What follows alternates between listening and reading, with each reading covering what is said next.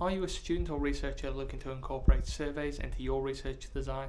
In this 1-minute video, I'm going to summarize for you what you should include in an effective research questionnaire.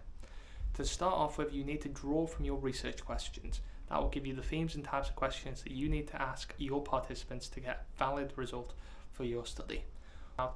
What you want to know about your participants' background, so those are demographic questions to find out about their history and understand their influence, their perspective. And then you need to ask them questions about how they understand the various topics that you want to explore and learn more about from their point of view.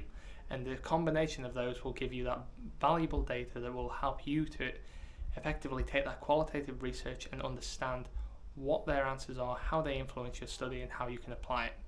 In the caption is a link to an article that fully explores this, as well as a video that will drop tomorrow that will explore this topic in a wider, more long-form format. Thank you for watching, and best of luck with all your endeavours.